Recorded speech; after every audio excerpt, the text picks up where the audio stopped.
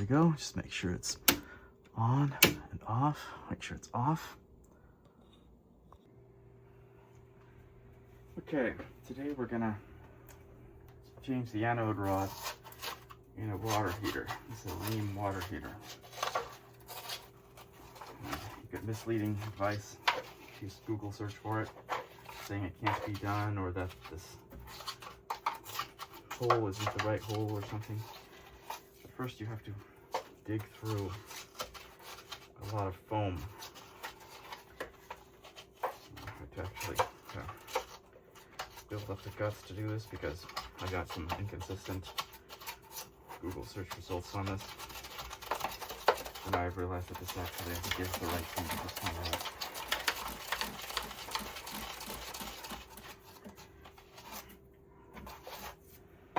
So I have to kind of dig for a long time through this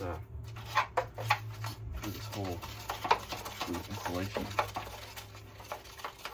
And this is also covered with this. This is originally covered here, like this. Taking this off. Damn, there's a lot of insulation I can dig through. Hope I'm right. It's supposed to uncover a nut. That is the actual anode rod itself.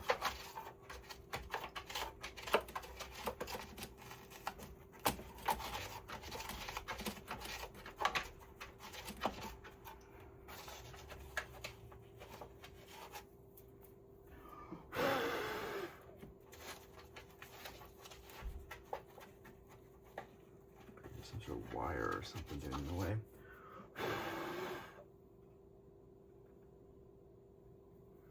What if there's a power wire in the way?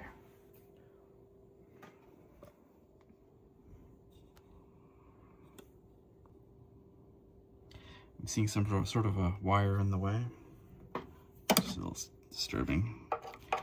Also seeing the nut. That's the, I believe this is the anode rod itself.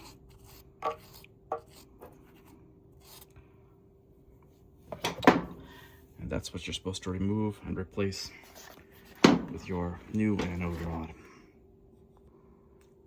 I went for one of these multi-segmented ones off Amazon.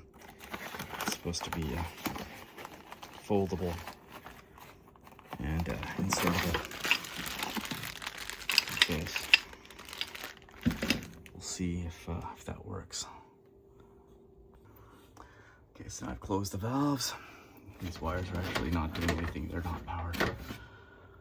And also have to shut off the power to the tank, because this is an electrically heated one. You know, if you have a gas, you have a different procedure for turning it off. Okay, now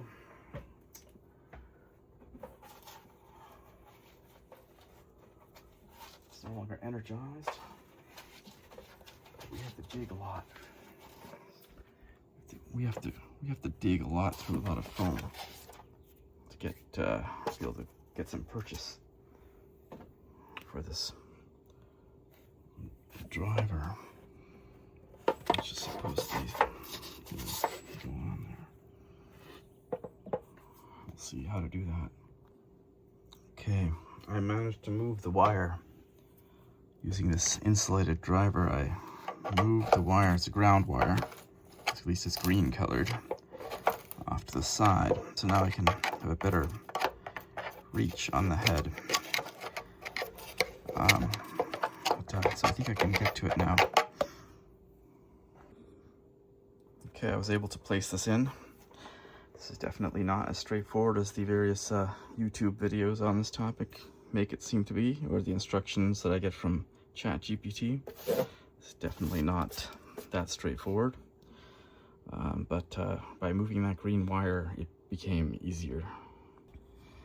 Still working on cleaning it out. This green wire is definitely in the way, but I can push it to the side. When I put this tool in, I can get it to seat.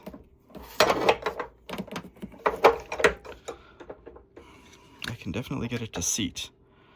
but if I try torquing it and opening, it pops off. Okay, so here it is. The tool is seated in there. I wonder if the grip is no good because this one has too many jaws. Maybe I should have gone the six face one instead of the 12 face one. Because this 6 face one is the 12 face one is popping and snapping instead of turning the bolts. I'm going to show you my recording of a typical attempt. Let's see if I can show it to you.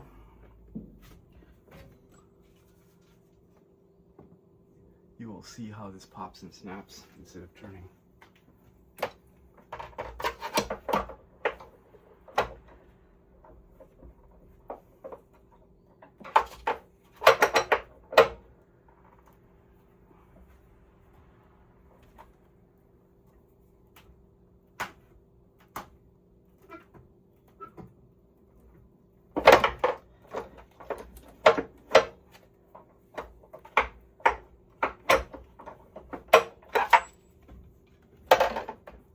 I don't think I'm turning it at all. I think I have it down far. If it's far into the tank, it's hitting the tank. But I can't get it to turn without popping. It's possible that my tool just has the due to it having 12 jaws instead of 6 is not tight enough tolerance to turn it. I may have to abandon this.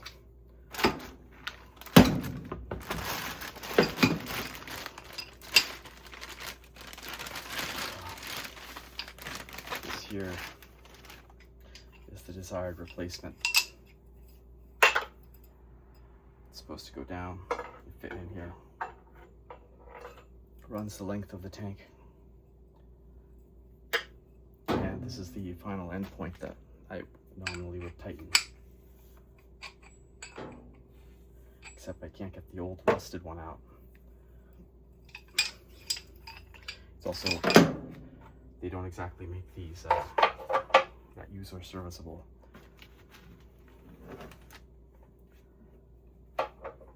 Some places suggest an impact wrench. But I think in this case, that may not help because I think this tool is not tight enough tolerance. We shall see how this goes.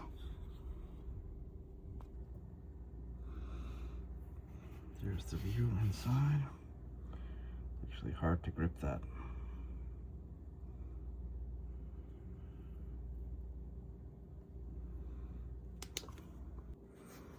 So I'm foiled for now.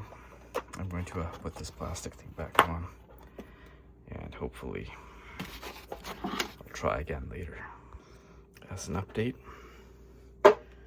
turns out the actual anode rod comes with its own tool, and it would seem good, except it's so short that when you put it on, it's so far down. Now, this breaker bar does technically fit in there,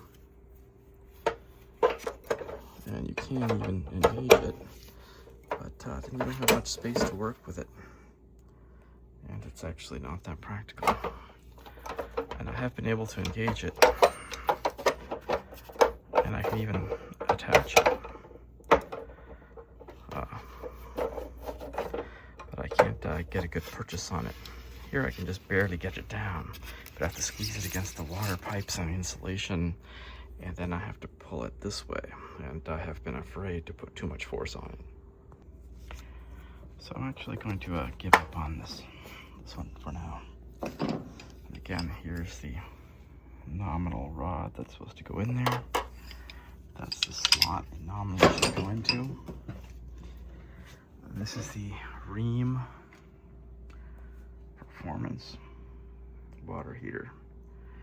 Nothing particularly special about it. I got this a couple of years ago from Home Depot.